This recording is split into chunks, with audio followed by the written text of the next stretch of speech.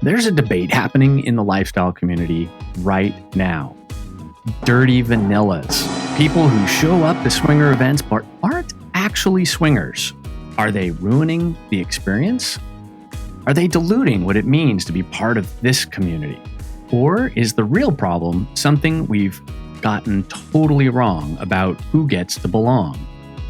By the end of this episode, you're going to see this completely differently. Stick around. The answer might surprise you.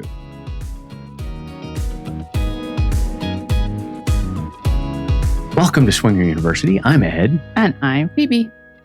Today, we're breaking down a conversation that's dividing the community. Now, we've seen some conversations about this in different forums and news chats, and it's surprising to me that it is such a controversy, but we're going to kind of dig through it and see if we can come up with maybe a better answer to it. Before we dive in, this isn't a small conversation. According to recent data, 1/3 of Americans say their ideal relationship is something other than complete monogamy. 1/3. That's huge. That's not fringe. That's you walk into any room and let's say there's 100 people and there's 30 people in there who are like, yeah, non-monogamy. It's kind of cool. So this whole debate about who, quote, gets to belong, it's actually important to a lot of different people. Mm-hmm. We've been in the lifestyle for 12 years now, and here's what we've learned. People don't fit into boxes. As much as I want them to keep it orderly, to keep my environment orderly and my brain from going everywhere, I like knowing where I fit in and how to navigate. We're constantly surprised by how people categorize themselves or what they label their relationship or their play style. And we've seen preferences shift from week to week. So the same couple, two different events, completely different play style. We've also met people who don't call themselves swingers, but they keep showing up to all the events. So clearly they're getting something out of this community. If this is a conversation that is resonating with you, if you're thinking about this stuff, or you know people who are, drop a comment. Tell us, what's your take? Are you dirty vanilla? Are you full swap? Are you somewhere in the middle? We read the comments, and that's where the real conversation happens. And while you're here, smash that like button. If you haven't subscribed to Swinger University yet, now's the time. New episodes every week. We're breaking down the stuff nobody else is willing to talk about. Here's the real situation. The definition of who, quote, gets to call themselves a swinger has become incredibly complicated.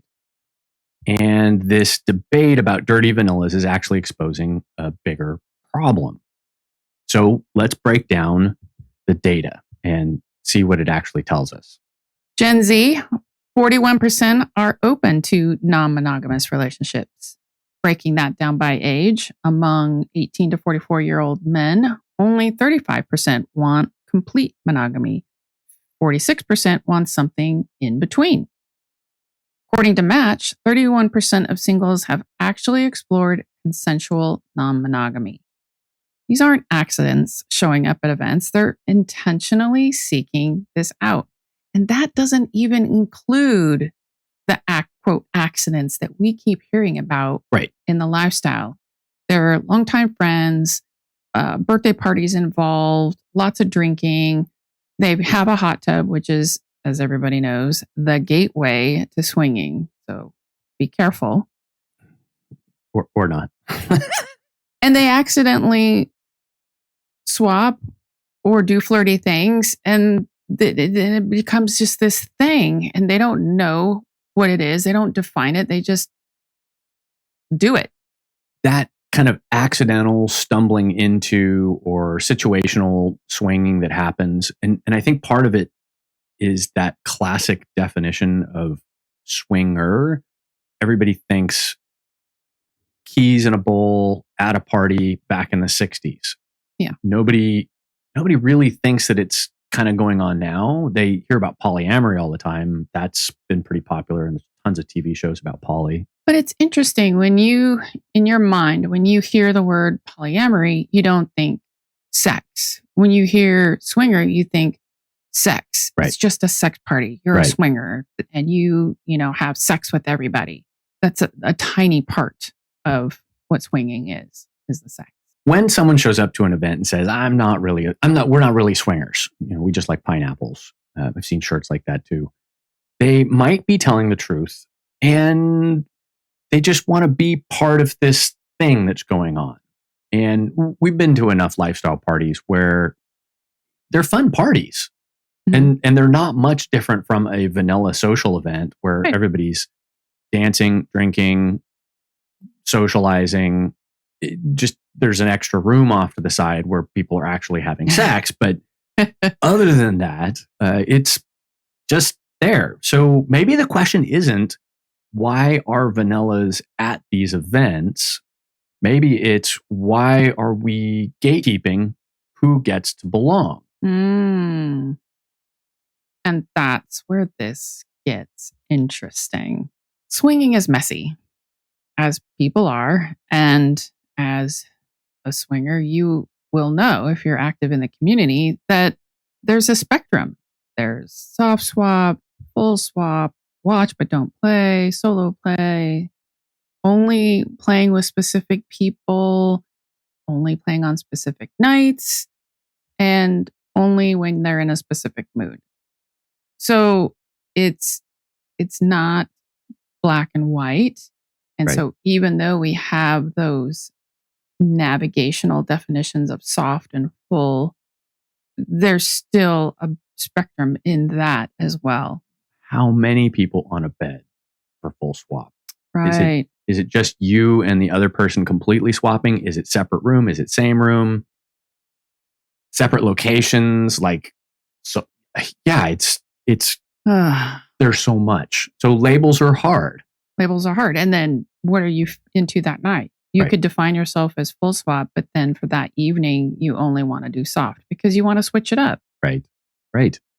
So there's no true version of swinger. There's just versions. There's a whole gamut of ways that people define themselves and define how they swing.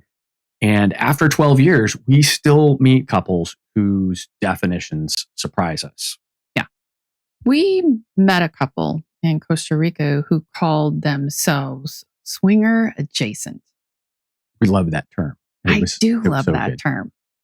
And their exact words, and we've never forgotten the sentence that they said to us when we asked them, are they full swap or soft swap? Their response was, we're only for each other, but swingers are some of the nicest and warmest people we've ever met. Yeah. And I just love that. We're only for each other. And we spent a lot of time hanging out with them, honestly, because they were so nice. Yeah. Like, I really wanted to go visit them. Yeah. And she was incredibly sexy. So it was fun hanging out with her, even if we knew nothing was ever going to happen. It was very nice to sit by the pool. Her outfits were great. Yeah. Like she fit in to every other definition of a participant in the event. Yes. Except for the swapping part. Right. Yeah. Why do they come? Well, they come for the community. And as you said, they're the nicest people. So people are open, they're non-judgmental, warm, friendly. They'll give you a hug and greet you. They don't care what size you are, what shape you are. And there's this whole atmosphere of anticipation and the themes and the outfits, and you complement each other. So it's very kind of reassuring and comforting, and it's a huge ego boost. Yeah, all the time. It feels good to get compliments. Most people don't get compliments during the day, and if you've been with your spouse 20 years, you may not receive them as often as you used to in the beginning of your relationship. Right. It feels good. having your ego stroked. And eventually you get used to receiving those compliments. Even if you're uncomfortable with them, you will get comfortable. Well, and I'll take it a step further. The compliments that you get at a swinger event are entirely different. Of that dress looks so good on you. Right. Or I really like your shoes. It's wow, your tits look fantastic in that dress. Yeah, yes. Yes, the compliments are richer, more exciting. Yeah, there's some They're- juice to them. They're titillating. Oh, I see what you did there. So this whole thing kind of creates this charged atmosphere where everybody's kind of escalated sexually. Yes. And this kind of supercharges everybody's relationship. So not just the swingers, but the dirty vanillas too. They get those feels to rub off on them as well. And I don't feel like that's ruining anything. I just see that as participation. Right. Like everyone is participating.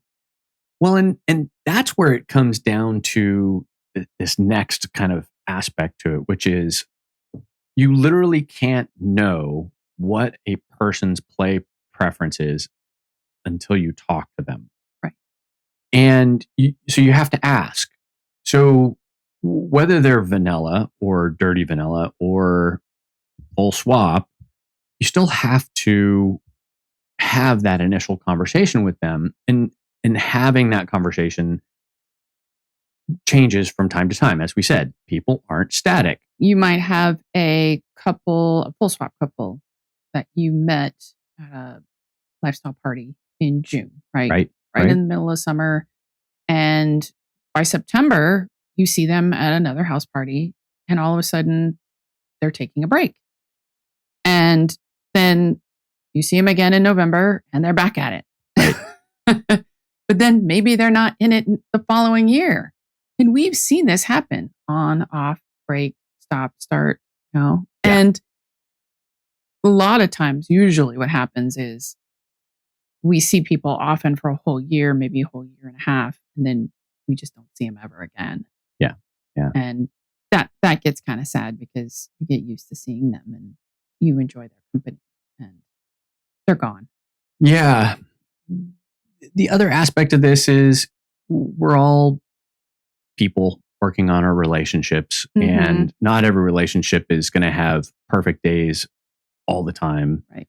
And sometimes couples get in fights at events, and it completely changes the vibe for that event or that trip. And so you may see them at the beginning of the week at hedonism and not so much at the end of the week. Right. We have had that happen. We have even seen one partner of the couple change their flight and go home early. Yes. That's bad. That's particularly bad. Right. The interesting thing is you get the flip side for the dirty vanillas, and they show up just to observe.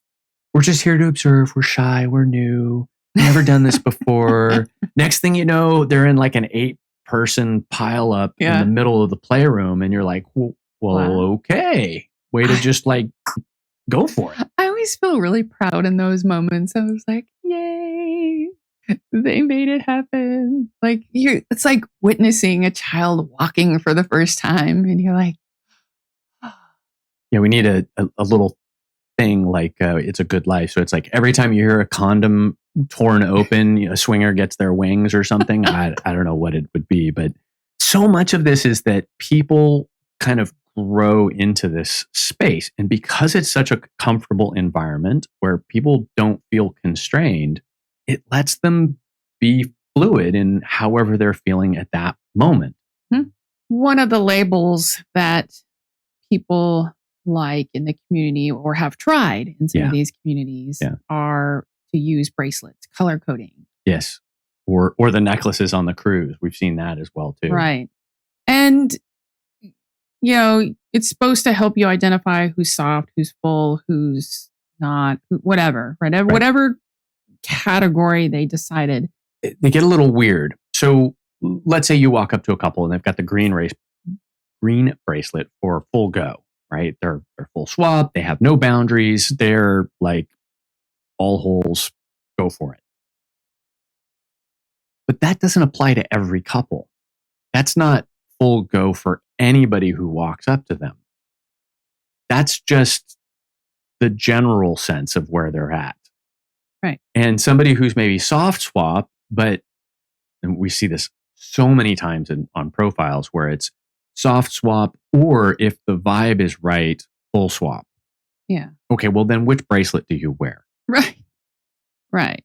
Because you don't want to do the green one because then you're advertising that you're full swap, but you're really only situationally full swap.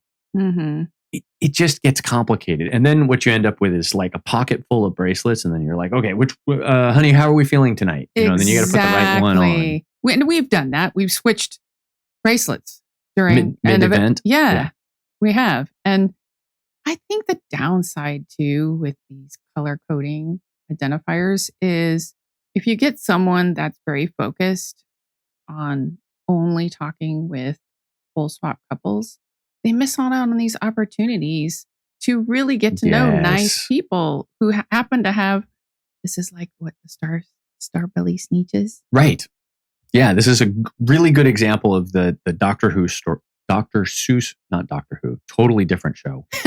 Dr. Seuss story of the star-bellied sneeches. So the cool kids all have stars. The ones that are not cool didn't have stars. And so there was a guy that came down and he would sell them for X number of dollars, put a star on their belly, and then everybody got all mixed up. And by the end of it, everybody was like, well, I guess we just have to talk to people and get to know them. Right. Which is kind of where this whole concept of gatekeeping is a little bit ironic because you don't know who you're talking to. You don't know how they're going to turn out, and labeling somebody before you even have a conversation with them, it just doesn't work. Yeah. It doesn't apply. Right. If you can't use a label or past behavior to know what someone's actually open to, what do you do? How do you fix this? How do you actually know what works? Well, by the end of this, we're going to show you the tool that actually works. And it might seem a little too simple to be true. If you're swinger adjacent, full swap, soft swap, or trying to figure out your lane, we've got something for you. We've got great t-shirts that perfectly match whatever mood you're in or whatever event you're at, or just wearing around town. And it helps remind people that you're part of a community that gets it. Every piece is designed by people who actually live this lifestyle or people who actually live the lifestyle. So check out swingerlinks.com. We have the link in the description. And every piece of merch that we sell supports our podcast, our show, and helps to keep us going so that we can produce more education, more real talk, and continue the low judgment lifestyle. You were talking about gatekeeping in the lifestyle, and you and I had a conversation earlier this week about how ironic it is. Yeah. Because the gatekeeping weed out those that Don't fit some definition. Aren't like us or them. Right. And yet we promote open, loving, caring, welcoming. Right. But only if you fit this narrow criteria. Right. Yeah. So it's like it's an oxymoron almost, or I guess. Yeah. It's opposite. Yeah. It flies in the face of what swinging is about or what being sex positive is about. Right. And being sex positive, you should be open to everybody and how they express it. Right. At the end of the day, there's one tool that really works. Asking. What? Yeah, communication is the only real tool. And vetting isn't about judging people. It's about making sure everybody's on the same page and comfortable. And this is one of the biggest arguments that you and I have all the time about the lifestyle versus the BDSM community. And that's, if this sounds a lot like consent, it is. It's about having that conversation and figuring out what page everybody's on, and everybody's going to be on a different page. So you have to have that conversation. So you might as well just get comfortable talking to other people about what their play preferences are and what they want to do at that particular event. I don't think the majority of swingers are comfortable asking. No. There's very few, and I would say maybe 10%, 15% of the swingers are actually really good with their words. They say what they want and they ask for what they want, or they ask others what they're into. Right. And most people aren't that forward. I think it's a comfort thing. I think it has to do with that fear of rejection. Yes. That fear that the couple's too hot, or Yeah. that they're not going to be interested in you. And we're surprised a lot by results and asking people and starting that conversation and kind of what comes out of that. Mm-hmm. And we've been approached by people, which is flattering. Yeah. And we've also noticed that hot people don't get approached because everybody's scared of them. So if you do approach them, they're appreciative, and you just became a lot closer to actually having them as a partner, because they're like, oh my God, you guys actually came and talked to us. That's so sweet. That's so nice. Do you want to come back to our room? It's so weird. We've encountered this many times where when we say hot people, they're like to give you an example, they look like they basically stepped out of a magazine, right? A photoshopped magazine. And you're like, wow, who's that? Right. And it's funny because you would think that type of person would be super popular. Right. But they're not. They're almost shunned because they're so beautiful that no one feels confident to go up to them, because they think, oh, they'll never talk to me. They'll never like me. They'll never. 100% we're getting rejected. So now they're the ones that are like stuck in the corner. Right. And not having a good time. Right. I've seen that time and time again. We have.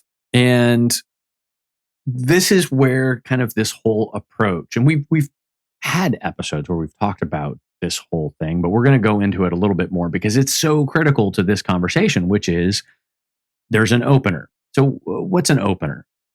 Is this your first time at a swinger event? This works really well because it instantly tells you if they're new or if they're experienced. Because if they're new, you ask one set of questions, and if they're seasoned, then you ask them other questions. Right. Exactly. And the geography is important when you're asking these questions. So you would want to know what events they go to or have been to. Right. What types of vacations they go on, what types of resorts that they've been to. And you get to figure out if they tell you, oh, well, we only go to meet and greets. Right. Okay, well, that might be an indication of where their level of comfort is in the lifestyle. Right. Right. Or they'll say, oh my gosh, we're at Desire every weekend. Okay. I want to meet that couple. So it gives you a little bit of a measurement of kind of where they're at. It can give you a little bit of an indication too, in terms of if they like big events, that they're comfortable kind of mingling, or if they like more intimate events, which means they may be a little more shy and they get overwhelmed easy. It's not 100%. Let's just take the couple that goes to Desire every weekend. Right. Maybe they never play with anyone. Right. Maybe they just like the resort because it's relaxing. It's open. It's free. They get to be nude. They get to do sexy stuff. Right. By themselves in front of other people. Yeah. And that's why they love to go. They could just be exhibitionists. Which actually, if we think about it, even if you had just a bunch of exhibitionist dirty swingers, they're at least setting the atmosphere for everybody else. Right. right? Like you may not be swapping with them, but you get to hear them make all the great noises and bounce up and down and do the stuff. Do the stuff. Like that's great. Like they're the entertainment, if nothing else. So the last part of this really is the honest question, which is how do you define your play style? What does that look like for you? This is where you start to get to the nitty gritty in terms of, okay, you say you're soft or you say you're full, but what does that really mean? You start to hear about their boundaries. You start to hear about what their rules are. And this works because it tells you where they actually want to be, what they actually want out of that experience. And because it changes from event to event or moment to moment, you're at least now you're on the same page as them. You start to understand. And their answer may change depending on who's asking the question too. Right. Exactly. So it's important to ask that question because you may have overheard them say they're full swap, but then you talk to them and they're not. Or they were soft swap, but then you talk to them and they're like, oh no, we just said that to that couple. You and us. Yeah, we want to go to our room.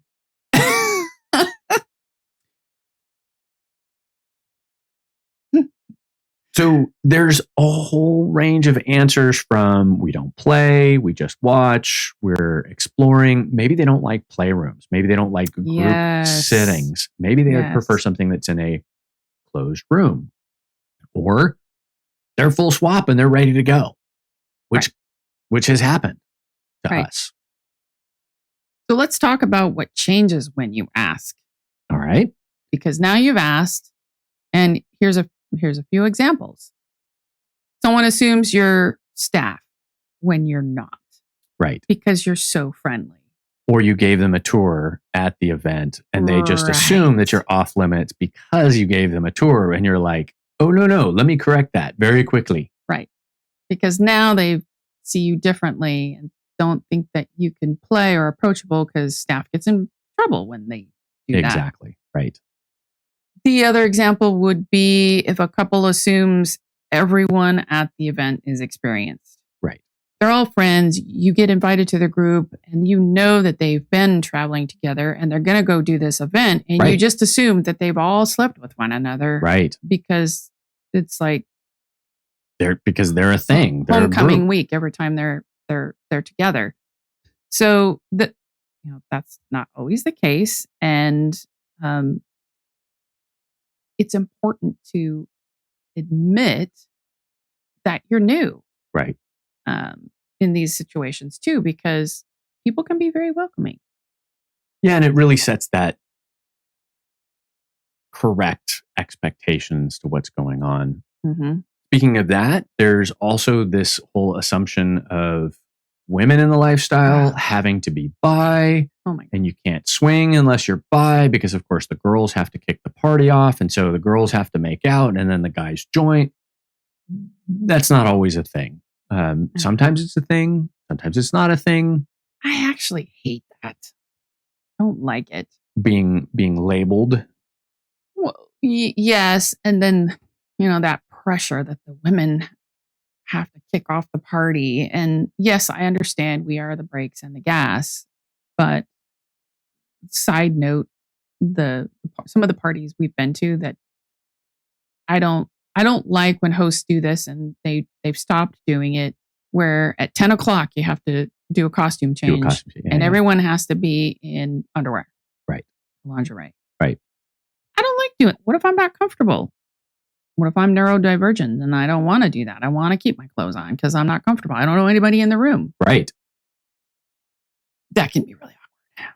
Well, and it sets people up for an expectation or a rule that everyone has to do X. Well, that's the same as saying everybody has to full swap or everybody who goes to this party. And we do know of parties that are like that. Right. I know. These simple questions and honest answers change someone's entire experience. Right. So they're important. So the bigger picture for this whole thing is non-swingers at events have figured this out. and it's time for the rest of us to get on board with that. And that is swingers don't attack people, they won't shame you, and they won't exclude you. Like everybody's welcome at a swinger party. Doesn't matter which size, shape, color you are. And that's the best thing about swinger events. They're the nicest people. The assumption is everyone's exploring their sexuality in their own way.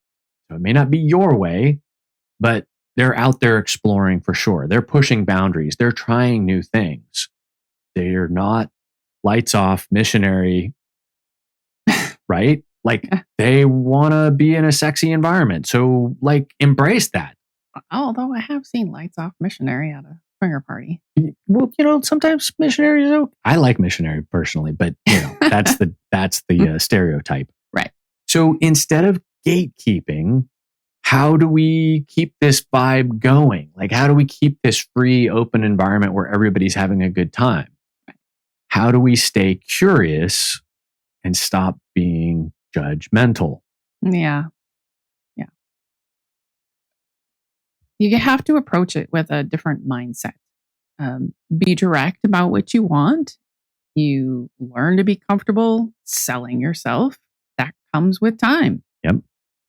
You've been in a relationship for 20 years. You may not be used to putting yourself out there. Right. Maybe you never were. Maybe you were in your 20s, but you're not in your 40s. Maybe you've never done it. Be very clear about your boundaries. And that can be challenging because women can be people pleasers. They want to make sure everyone's having a good time. They don't want to cause waves. And I don't know what percentage of women fall under that category, but it's hard it's a lot of pressure, honestly. If you've got 4 or 6 people on the bed and you're the one pulling the ripcord, right? That means 2 out of the 4 may not be having a good time. So you're kind of in charge for other people's pleasure, but not really. You in the end, you really do want to honor yourself and give people that opportunity to make a different choice and be in charge of where they want to go for their pleasure. Yeah. Yeah. That was really good. Yeah, it was great. So it's a skill. It's awkward at first, but just like anything with practice, it gets easier to ask, say no, say yes, practice your consent skills. And most importantly, stay curious.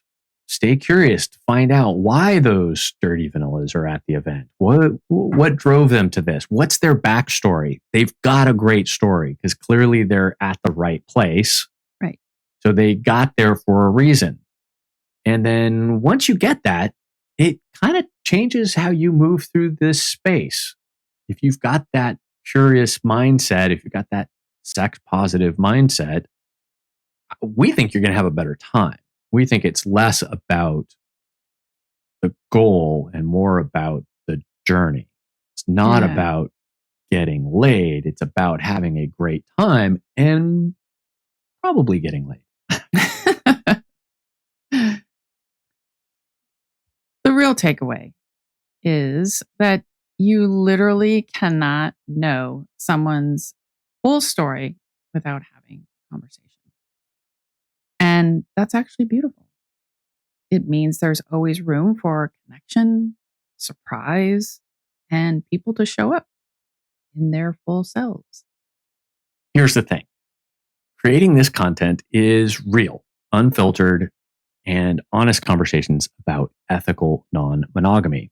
It takes resources, time, and a whole team of 2. If this episode resonated with you and you want to be part of making sure we keep doing this work, consider becoming a patron on Patreon. Patrons get early access to new episodes, exclusive behind-the-scenes content.